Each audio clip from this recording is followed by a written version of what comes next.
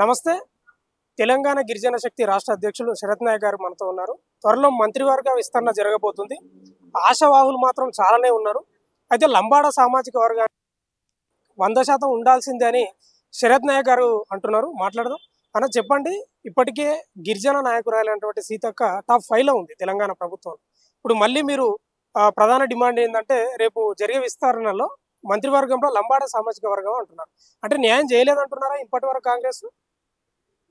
ఏదైతే ఇవాళ తెలంగాణ రాష్ట్రంలో కాంగ్రెస్ పార్టీ అధికారంలోకి రావడానికి 40 లక్షలకు పైగా ఉన్నటువంటి దాదాపు 65 కాన్స్టిట్యూన్సీల్లో బలమైనటువంటి సామాజిక వర్గం లంబాడి సామాజిక వర్గం అందరూ కూడా అండగా నిలబడి ఇలా కాంగ్రెస్ పార్టీ అధికారం రావడానికి కృషి చేసినటువంటి సామాజిక వర్గానికి ఒక రిప్రజెంటేషన్ లేకపోవడం చాలా బాధాకరం. సంవత్సరాల కాలంగా ఇవాళ మేము చాలా మందికి వినతి పత్రాలు ఇచ్చుకుంటూనే పోయినాం. రాహుల్ గాంధీ గారికి, ఖర్గే గారికి, కేసీ వేణుగోపాల్ గారికి ఇచ్చుకుంటూనే పోయినాం. కానీ ఇక్కడ న్యాయం చేసినటువంటి పరిస్థితి కనబడతలేదు. ఏదైతే రాహుల్ గాంధీ గారు సామాజిక న్యాయంతోనే ఇలా దేశం మొత్తం తిరిగి ఎక్కడ చూసినా అదే విషయాన్ని మాట్లాడుతూ ఉన్నాడు. ఇక్కడ తెలంగాణ రాష్ట్రంలో కూడా ఇవాళ మొత్తం ఎవరి జనాభా ఎంత లెక్క తీస్తా ఉన్నారు. మరి మాకు అంత జనాభా ఉన్నప్పుడు మాకు రిప్రజెంటేషన్ అడగడంలో మా తప్పులేదు. ఇలా సీతక్క గారి విషయం వేస్తే ఖచ్చితంగా ఆమె జనరల్ గిరిజన బిడ్డగా మనం చూడదు. ఆమె జనరల్ స్థానంలో జనరల్ కోటాలో వచ్చింది కాబట్టి టాప్ 5లో ఉన్నది మీరే అన్నారు కాబట్టి ఆమెని గిరిజన బిడ్డగా చూసేటువంటి గిరిజన బిడ్డ కావచ్చు, కానీ ఆమె టాప్ లో ఉంది. కాబట్టి మేము మా సామాజిక వర్గం రిప్రజెంటేషన్ ఇవ్వాలని చెప్పి 6 స్థానాల్లో ఖచ్చితంగా ఒక స్థానము ఇలా మా ప్రజాప్రతినిధికి ఎవరికి ఇచ్చినా పర్లేదు, కానీ ఖచ్చితంగా ఇస్తారనే నమ్మకంతోనే మేము కాంగ్రెస్ పార్టీకి రిక్వెస్ట్ చేస్తా ఉన్నాం. ఇవాళ ఏదైతే కాంగ్రెస్ పార్టీకి ఇవాళ మేము అండగా ఉన్నటువంటి తరుణంలో ఇవాళ మా జాతికి ఇవాళ అండగా ఉండాల్సినటువంటి పరిస్థితి కాంగ్రెస్ పార్టీకి వచ్చింది. రాబోయే రోజుల్లో స్థానిక సంస్థల ఎన్నికలు జరుగుతూ ఉన్నాయి. దాదాపు 3000కు పైచిలుగా గిరిజన గ్రామ పంచాయతీలు ఉన్నాయి. కాబట్టి మాకు ఒక రిప్రజెంటేషన్ వస్తే ఇలా మంత్రివర్గంలో మా మంత్రి ఉన్నాడంటే ఇలా ఏ సమస్య వచ్చినా కానీ మేము పోయి చెప్పేటువంటి పరిస్థితి ఉంటుంది. ఇలా సంవత్సరాల కాలంలో మాకు చాలా సమస్యలు వచ్చినా కానీ ముఖ్యమంత్రి గారి దగ్గర ఇలా ట్రైబల్ మినిస్టర్ ఉంది, కానీ కలిసే పరిస్థితి చాలా సందర్భాల్లో ట్రై చేసినా కానీ ఆయనకు ఉన్నటువంటి బిజీ షెడ్యూల్లో ఇలా కలవలేకపోయింది. కానీ ఒక లగచర్ల విషయంలో మేము అందరం కూడా కలవడం జరిగింది, దాన్ని ఎక్స్ప్లెయిన్ చేయడం జరిగింది. ప్రతిపక్షాలు ఏ విధంగా ఇలా కాంగ్రెస్ పార్టీ మీద బురద జల్లేటువంటి కార్యక్రమంలో కూడా మేము కాంగ్రెస్ పార్టీకి అండగా ఉన్నాం. మీరు మంత్రి పదవి కోరడంలో తప్పు లేదు, కానీ అదే లగచర్ల విషయంలో కాంగ్రెస్ ఎమ్మెల్యేలు అనేటువంటి లంబాడ సామాజిక వర్గాలు ఏ రకంగా వాళ్ళు ఒక్కరోజు ఒక్క మాట కూడా మాట్లాడలేదనే వాదనలు కూడా వినిపిస్తుంది. మాట్లాడారు వాళ్ళు నలుగురు ఎవరైతే కాంగ్రెస్ పార్టీ ఎమ్మెల్యేలను ప్రెస్ మీట్ పెట్టి గాంధీ భవన్ లో ప్రతిపక్షాలు చేస్తున్నటువంటి కావచ్చు, అక్కడ వాస్తవానికి ఏం జరిగిన విషయాన్ని కూడా గతంలో మాట్లాడారు. అదే ఒక మంత్రి ఉంటే మాత్రం డైరెక్ట్ అక్కడ కూర్చొని కూడా ఆ యొక్క సమస్యను కూడా పరిష్కారం చేసేటువంటి దిశగా ఉండేది. ఎవరు కూడా నష్టం జరిగేటువంటి పరిస్థితి రాకపోయేది. కాబట్టి ఖచ్చితంగా ఆ కోణంలోనే ముఖ్యమంత్రి గారు, ఉప ముఖ్యమంత్రి గారు, పిసిసి అధ్యక్షులు, ఇన్ఛార్జి గారు, కేంద్ర ఏదైతే కాంగ్రెస్ అధిష్టానం ఉన్నదో ఆలోచన చేసి ఇవాళ మీ సామాజిక న్యాయ సూత్రం ప్రకారమే అందరికీ న్యాయం చేసే విధంగా, సమతుల్యం ఉండే విధంగా మా యొక్క సామాజిక వర్గం కూడా ఇంత బలంగా ఉన్నది. కాబట్టి ఇవాళ ఖచ్చితంగా మాకు న్యాయం చేయాలని మంత్రివర్గంలో మా యొక్క ప్రజాప్రతినిధిని తీసుకోవాలని కూడా కోరుతా ఉన్నాం. అదేవిధంగా మీడియాలో ఇవాళ డిప్యూటీ స్పీకర్ అని చెప్పి ఇంకోటి అని కూడా చూస్తా ఉన్నాం. ఇవాళ దాంతో సాటిస్ఫై అయ్యేటువంటి పరిస్థితి ఇవాళ తెలంగాణ సమాజంలో ఉన్నటువంటి లంబాడి సమాజ వర్గానికి లేదు. ఖచ్చితంగా మాకు మంత్రి పదవి ఉండాల్సిందే. ఇవాళ మేము టీవీలని, పేపర్ని చూస్తా ఉన్నాం, మాకు బాధ అనిపించింది, ఇవాళ ప్రెస్ మీట్ పెడతా ఉన్నాం. కానీ మాకు ఒక నమ్మకం ఉంది, ఆ రోజున ప్రమాణ స్వీకారం చేసేటువంటి 6గురిలో మా బిడ్డ ఉంటాడనే ఒక నమ్మకంతో మేము ఉన్నాము. రాబోయే రోజుల్లో రిప్రజెంటేషన్లు కూడా ముఖ్యమంత్రి గారికి కావచ్చు, పిసిసి అధ్యక్షులు కావచ్చు, ఇన్ఛార్జి రేపెల్లుండి ఇవ్వబోతాం.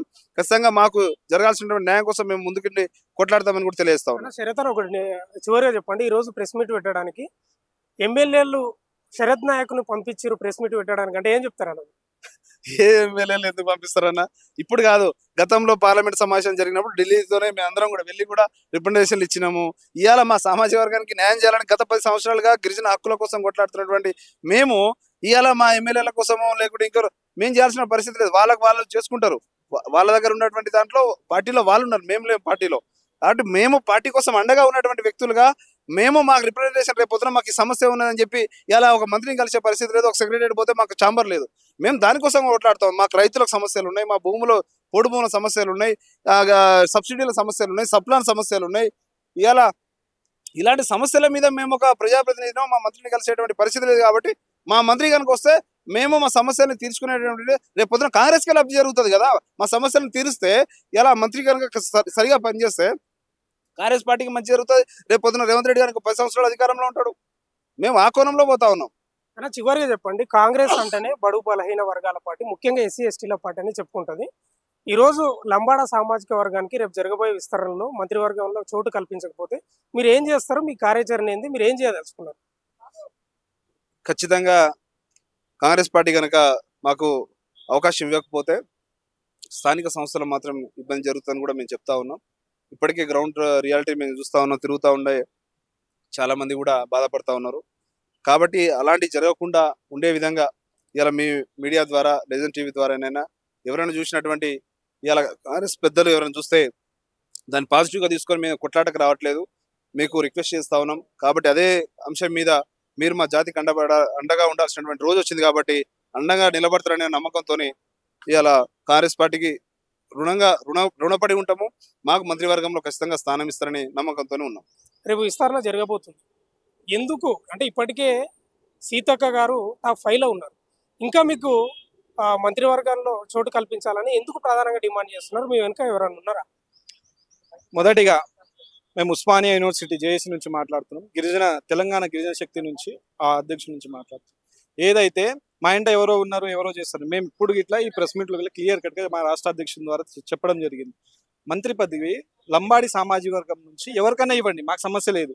కానీ మంత్రివర్గంలో బంజారా సామాజిక వర్గానికి సంబంధించిన ఒక వ్యక్తికి మాత్రం కంపల్సరీ చోటు కల్పించాలి. ఎందుకంటే సామాజిక న్యాయం, దాంతో ప్రజాప్రభుత్వం అని చెప్తున్నా 40 లక్షల మంది జనాభా ఉన్న మాకు ప్రజాప్రభుత్వంలో వ్యవస్థలో ప్రభుత్వ పరిపాలన భాగస్వామ్యంలో మా చోటు లేకపోవడాన్ని మేము దాన్ని తీవ్రంగా భావిస్తా ఉన్నాం. ఎందుకంటే 40 లక్షల ప్రాతినిధ్యం సీతక్క, ఇప్పుడు మీరు మంచి ప్రశ్న అడిగారు, సీతక్క అని చెప్పారు. సీతక్క ఎస్టీ సామాజిక వర్గమే అయినప్పటికీ ఆ ఎస్టీ సమాజంలో కొన్ని వర్గాలు, కొన్ని కులాలు ఉన్నాయి. ఆ వర్గాల్లో ఒక వర్గం నుంచి సీతక్క గారు అయ్యారు. ఆయన ఇట్లా గిరిజన సంక్షేమం కాదు, మహిళా సంక్షేమంలో ఉన్నారు. ఇప్పుడు ఆయన గిరిజన సంక్షేమం ఖాళీగానే ఉన్నది కదా, ఆ గిరిజన సంక్షేమం ఖాళీ ఉన్నదాన్ని లంబాడి సామాజిక వర్గానికి ఇవ్వాలని డిమాండ్ చేస్తూ ఉంది. ఎందుకంటే 40 లక్షల మంది రాష్ట్రంలో 40 లక్షల మంది ఉన్న జనాభాకి వారి ప్రాతినిధ్యం, వాళ్ళ సమస్యలు ఏ విధంగా అభివృద్ధి చెందాలో, మా భాష, మా యాస, మా కల్చరు, దాన్ని పరీక్షించుకోవాల్సిన బాధ్యత మా మీద ఉంటుంది. కాబట్టి మా మంత్రి పదవి మేము అడుగుతా ఉన్నాం. మా సమస్యలు తెలపడానికి ఎవరొకరు మాకు ప్రాతినిధ్యం లేని పక్షంలో ఏ విధంగా అభివృద్ధి చెందుతామనే విషయం మేము ప్రభుత్వానికి డిమాండ్ చేస్తున్నాం. అంటే ప్రభుత్వం కూడా ఏమంటుందంటే ఒకవేళ మంత్రివర్గంలో అవకాశం లేకపోతే ఖచ్చితంగా డిప్యూటీ స్పీకర్ పదవి ఇస్తున్నారు. అది కూడా ఏం చిన్నది కాదు కదా, మరి దానిపై మీ అభిప్రాయం ఏంటి? డిప్యూటీ స్పీకర్ పదవి, డిప్యూటీ స్పీకర్ మీకు తెలుసా అండి, డిప్యూటీ స్పీకర్ ఏ విధమైన పని చేస్తూ ఉంటాడు? డిప్యూటీ స్పీకర్ ప్రజా వ్యవస్థలో, పరిపాలన వ్యవస్థలో ఆయన పాత్ర ఏంటిది అనేది మనకు తెలుసు. ఆయన సభ వరకు మాత్రమే పరిమితం అయ్యే అవకాశం ఉన్నది, కానీ ప్రత్యక్షంగా పరిపాలన భాగస్వామ్యం మాత్రం డిప్యూటీ స్పీకర్కి ఉండదు. అది ప్రత్యక్షంగా అందరికీ తెలుసు. కానీ సమస్యల మీద పరిష్కారం చేసే వ్యక్తి మాకు మంత్రివర్గంలో కావాలని చెప్తున్నాం. మేము డిప్యూటీ స్పీకర్ అడగట్లే. డిప్యూటీ స్పీకర్ ఎందుకు ఇస్తారు అంటే మేము ఇచ్చినవని చెప్పుకోవడానికి ఇస్తురా? మాకు డిప్యూటీ స్పీకర్ ఏ విధంగానూ వద్దు. ఒకవేళ మీరు డిప్యూటీ స్పీకర్ ఇయ్యదలుచుకుంటే అది వేరే సామాజిక వర్గానికి ఇచ్చేసి దాని తర్వాత మా సామాజిక వర్గం ఒక మంత్రి పదవి ఇవ్వాలి. ఎందుకంటే మా బంజారా సామాజిక వర్గానికి చాలా సమస్యలు ఉన్నాయి. సమస్యల మీద కొట్టుమిట్టాడుతూ ఉన్నారు. ఆ సమస్యలు తెలపడానికి, వాటి పరిష్కారం చూపడానికి మాకు ముందడుగు ఒక వ్యక్తి ఉన్నాడు అనే హైదరాబాద్లో ఏ సమస్య మీద వచ్చినా వాళ్ళ ఇంటికి దగ్గరకు పోయి పరిష్కరించి లేదా చర్చించే అవకాశం కల్పించాలని ప్రభుత్వాన్ని డిమాండ్ చేస్తా ఉన్నాం. కాంగ్రెస్ ఏం చెప్పుకుంటుందంటే కాంగ్రెస్ అంటేనే దళితులు, ఎస్సీ ఎస్టీల పక్షాన ఉంటుంది. ఈ రోజు స్పీకర్ కూడా ఎస్సీ సామాజిక వర్గానికి సంబంధించిన వ్యక్తి. మేము ఏ రోజు అన్యాయం చేయలేదు, 100% న్యాయం చేసే పార్టీ మా కాంగ్రెస్ ఒకటే అని చెప్తున్నారు. మరి త్వరలో జరిగే మంత్రివర్గ విస్తరణలో చోటు దక్కలేదు అనుకోండి, మరి ఏం చేస్తారు మీరు? త్వరలో మంత్రివర్గ విస్తీర్ణంలో ఒకవేళ చోటు ఇవ్వని విషయంలో, ఒకవేళ ఇయ్యని ఎడల మేము ఇస్తారనే భావిస్తా ఉన్నాం. ఎందుకంటే కాంగ్రెస్ పార్టీ ప్రజాపాలన, సామాజిక వర్గీకరణ విషయంలో అన్ని విషయాలలో, కోణాలలో తీసుకొని మొన్న ఎమ్మెల్సీ ఇచ్చారు. దాన్ని మేము హర్షిస్తా ఉన్నాం. దాంతోపాటు ప్రజా పరిపాలనలో కొన్ని విభాగాలలో కొంతవరకు కాంగ్రెస్ పార్టీ ఆ సామాజిక ఆ ఒడివేడికని పాటిస్తూ ఉన్నది. అదేవిధంగా ఈ మంత్రివర్గ విస్తీర్ణంలో ఇట్లా 40 లక్షల మంది ఉన్న మాకు ఇస్తారని అనుకుంటున్నాం. ఒకవేళ ఇయ్యని ఎడల ఆ బంజారా సామాజిక వర్గం యొక్క ఆగ్రహానికి ఏ విధంగా లోనైతా ఉన్నారో మేము చూపిస్తాను. ఏ విధంగా చూపిస్తారని మీరు అనొచ్చు. ఇప్పుడు వస్తున్నాయి ఇప్పుడు స్థానిక సంస్థల ఎన్నికలు కావచ్చు, దాంతోపాటు నెక్స్ట్ ప్రభుత్వం ఏర్పాటులో మా వ్యతిరేకత ఏ విధంగా ఉంటుందో చూపించే అవకాశం ఉంటుంది. సమీకరిస్తాం. రాష్ట్రంలో ఉన్న ప్రతి తండాగా తిరుగుతాం, ప్రతి గ్రామ పంచాయతీకి పోయి లంబాడి సామాజికలు ఉన్న ప్రతి ఒక్కరిని సమీకరించి వచ్చే ఎన్నికల్లో కుండబద్దలు కొట్టి ప్రభుత్వాన్ని దించే ప్రయత్నం చేస్తాం. ఏమన్నా ఇప్పుడు ఎస్టీ నాయకులు అయినటువంటి రామచంద్ర నాయక్ కానీ, బాలు నాయక్ కానీ ఏమైనా తిరగబడే అవకాశం ఉందా? వాళ్ళు ఎందుకంటే ప్రధానంగా వినిపిస్తున్న మాట ఏంటంటే మీ వెనుక బాలు నాయక్ దేవరకొండ ఎమ్మెల్యే ఉన్నారని వినిపిస్తుంది. మరి ఎంతవరకు నిజం? మా వెనుక ఎవరు లేరు. బాలు నాయక్ లేరు, దాంతోపాటు మీరు ఇప్పుడు చెప్పిన రామచంద్ర నాయక్ గారు ఇట్లా లేరు. అదేవిధంగా ఇంకా 7-8 మంది ఎమ్మెల్యేలు ఉన్నారండి. మేము ఇప్పుడు దాకా క్లియర్ కట్గా చెప్పింది అదే. మాకు ఎవరికైనా ఇవ్వండి, మా ప్రాతినిధ్యం ఉండాలని చెప్తున్నాం. ఎప్పుడైతే రాజ్యంలో ఆ వర్గాల యొక్క ప్రాతినిధ్యం లేనప్పుడు ఏమవుతుంది? వారి యొక్క ప్రాతినిధ్యం లేనప్పుడు వారి యొక్క సమస్యలు పరిష్కారం అయ్యే అవకాశమే లేదు. నీ వాయిస్ వినిపోయినప్పుడు ఏ విధంగా పరిష్కరిస్తాం? మా ప్రాతినిధ్యం కావాలనుకుంటున్నాం, కానీ ఏదో బాలనాయక్ ఉన్నాడా, దాంతో పాటు ఎమ్మెల్యే వేరే ఎమ్మెల్యేలు ఉన్నారని చెప్పడం మాత్రం అది కరెక్ట్ కాదు. వారు మీరు వారు తిరగబడే అవకాశం ఉందా అని అడుగుతారు. అది వారి యొక్క వ్యక్తిత్వంగా మేము చూసుకుంటున్నాం.